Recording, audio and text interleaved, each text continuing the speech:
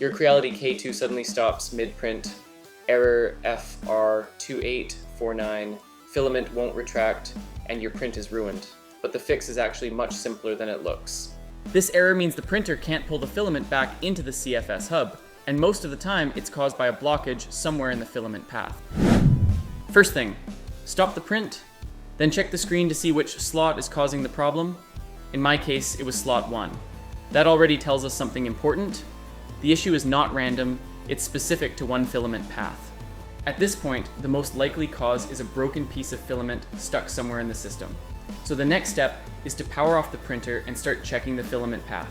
And this is where most people get stuck. Because the filament can break anywhere inside the system, and if you don't check in the right order, you can waste a lot of time. So here's the fastest way to find it. Start unplugging cables and tube on the CFS and check if there's any piece at the bottom. This is one of the most common places where filament gets stuck. Through the transparent cover, I can clearly see there's a filament broken on the splitter, so let's get it out. Start removing the 5 visible screws and then remove the screws on the transparent cover.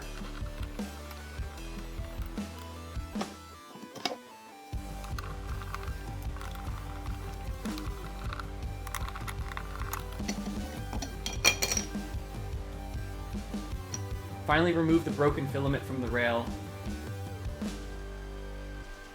Check if there's any debris on the motor passing a filament, and if everything is fine, start assembling all the parts again.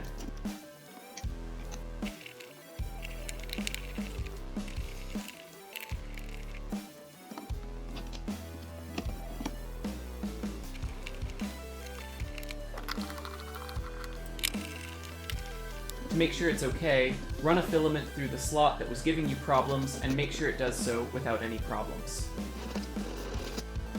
But the splitter isn't the only place where filament can get stuck. So before turning the printer back on, it's important to check the rest of the system.